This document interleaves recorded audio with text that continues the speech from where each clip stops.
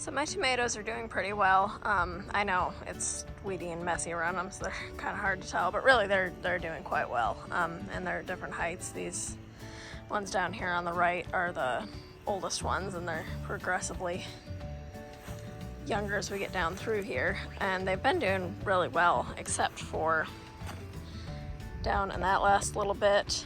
And I had also planted some down clear the other end of this fence.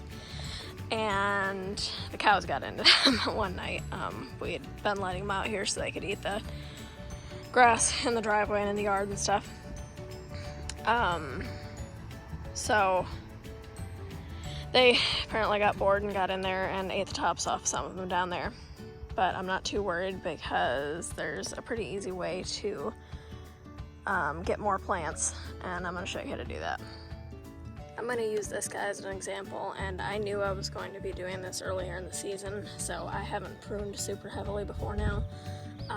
If you haven't really got into pruning tomatoes and how and when to do it, there's a lot of information on that out there already, and there's different philosophies. You know, some people are really aggressive with their pruning, some not so much.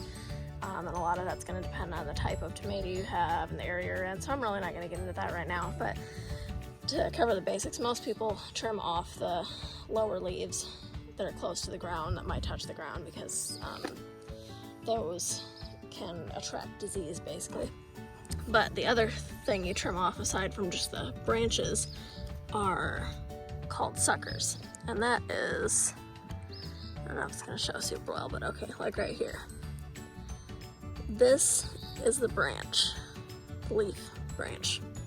And right here in the, I think it's called axil, where it joins the plant, is called a sucker. And this sucker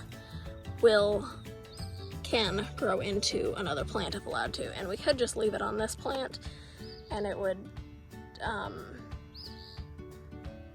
basically grow into another plant off the plant. And that might sound good, like you would get more fruit, but the thing is, it can be very taxing on the plant because it's trying to put energy into a bunch of different places. So it's actually better to trim most of the suckers off. And it's really easy to do when they're little, like this one right up here. He's just a tiny little guy, and you can just pinch that right off with your fingers. But when they get bigger like this, it's better to use shears. So you get a good clean cut and don't damage the plant any more than necessary. But because, and I could have pruned this guy off a while ago, but I didn't because, like I said, I was planning on doing this. But when they're this size, we can take them and set it in water and it will grow roots, and we can start a whole nother plant with that.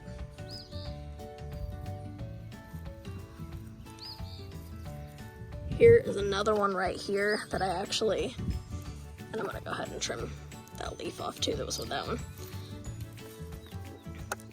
But then there's also this one,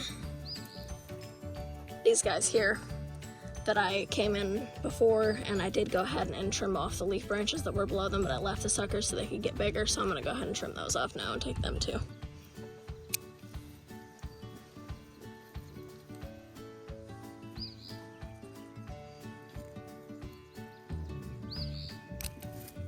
After bringing them inside, all I did was I trimmed off any of the lower branches, just like on the big plants, and any that were starting to look brown or had holes in them or didn't look healthy, trimmed all that off.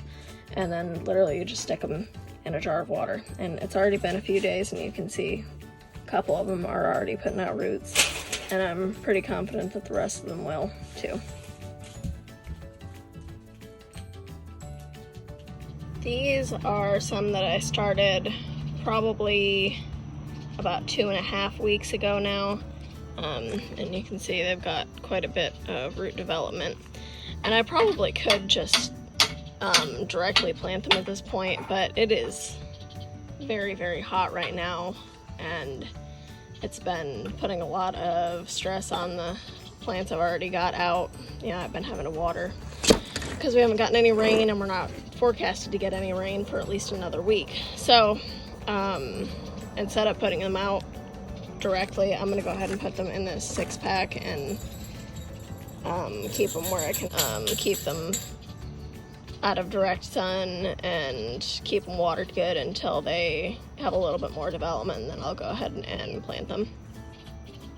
You can see they don't just grow roots right out the bottom, they'll put them out on up the stem, which is the same idea behind when you're excuse me, planting, to either plant them deeper or laying down so that more roots will grow up the stem and you'll have a stronger root system. So I'm probably gonna go ahead and, like on this one, I might even pinch off this lower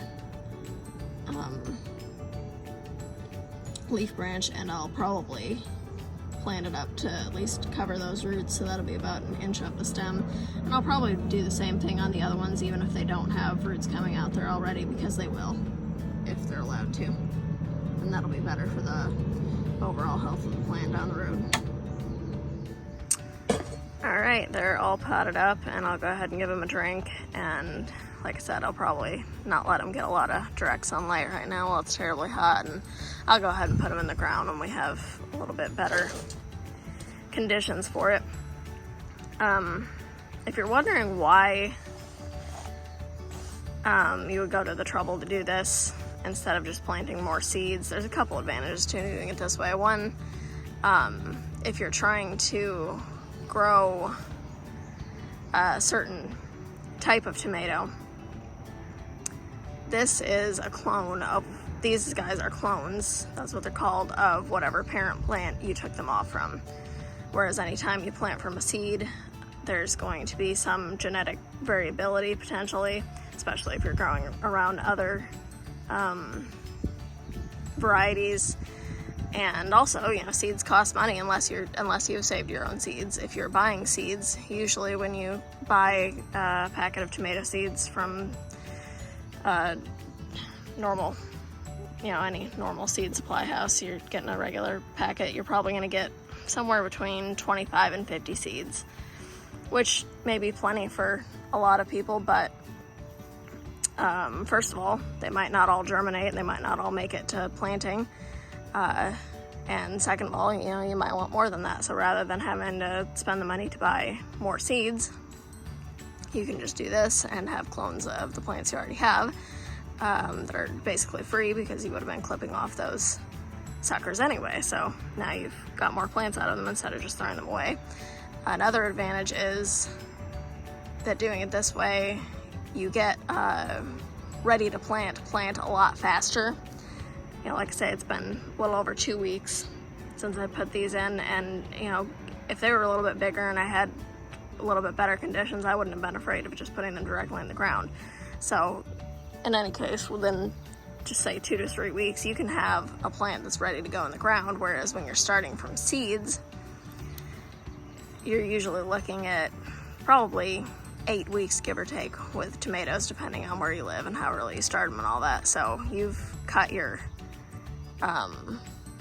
time in a third or a quarter of what you would be looking at starting from seed.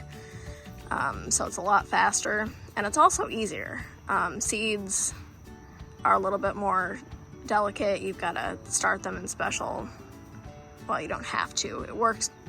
You will probably have better results if you start them in special seed potting mix.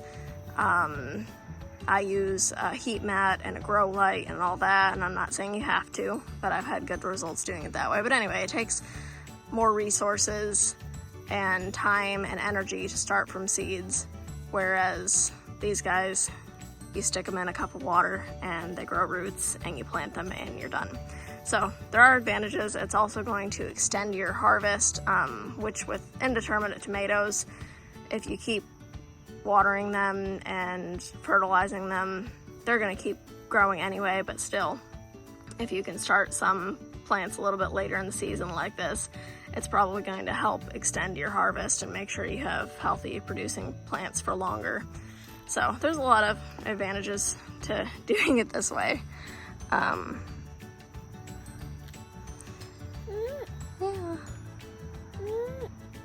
Tomatoes.